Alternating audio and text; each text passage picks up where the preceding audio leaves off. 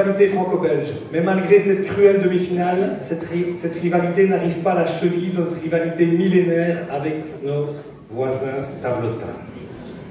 Chers amis stavelotins, 3 ans sans pouvoir vous l'avouer, je dois vous confesser que telle la haute levée en vélo, ce fut long et dur. Mais l'envie de l'avouer ne doit pas m'enlever l'honnêteté intellectuelle. Au début de l'épidémie, je dois bien avouer que Stavelot avait une certaine longueur d'avance dans sa préparation. Si, vous avez bien entendu. Amal me dit, passé le 11 mars 2020 et la fermeture des commerces, l'annulation immédiate des festivités, la vie malmédienne trépidante, bouillonnante, frémissante, les embouteillages, le marché du vendredi, les fêtes aux 4 coins de la commune, et tout s'arrête d'un coup. Avec une certaine sidération qu'une chape de plomb s'était abattue instantanément sur notre ville désormais figée, comme pétrifiée. Par contre,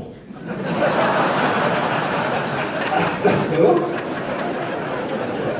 c'était comme si tout était normal.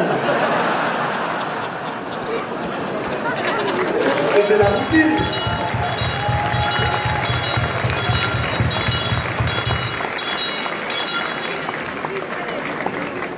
Pour beaucoup, ils ne virent pas la différence.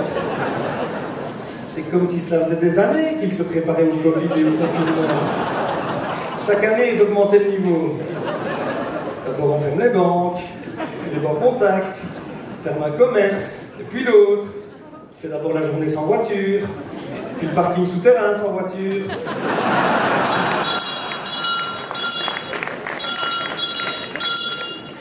Non, je dois reconnaître qu'ils étaient sacrément bien préparés. Même au niveau des masques et du gel. Au début, rappelons-nous, c'était le royaume de la débrouille pour en trouver. On écumait les pharmacies, les carrossiers, les peintres en bâtiment, les couturières du carnaval étaient mises à contribution. De nouveau, Stavelot avait une longueur d'avance. Le club libertin du château des Montis, à la haute levée, disposait, lui, de gel et de masques en quantité.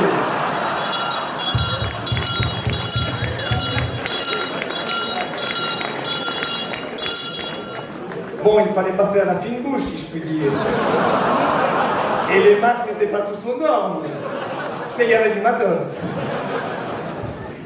Pas de chance cependant pour Stavelot, le seul week-end où il y a traditionnellement un peu d'animation, c'est leur Létaré qui fut le premier à sauter en 2020.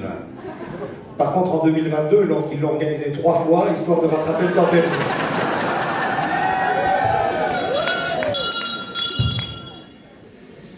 Du côté de la cathédrale, les temps sont troublés aussi. Comme vous le savez, il y a plusieurs cérémonies officielles durant l'année, notamment pour le 21 juillet ou le 11 novembre. À ces occasions, le conseil communal est invité pour un office religieux. Ce dernier 11 novembre, Vital, le doyen nous a demandé de prier pour le pape, Jean-Paul II. À l'issue des cérémonies, j'ai été trouvé discrètement Vital pour lui dire que l'état de santé de sa sainteté, Jean-Paul II, s'était fortement dégradé, que malheureusement, il était décédé depuis 2005. Je n'ose rien lui dire pour Benoît XVI.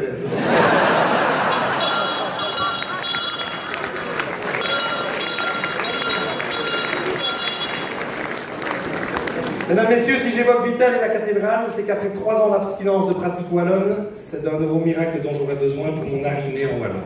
Merci d'avance pour votre bienveillance ou à défaut, votre indulgence.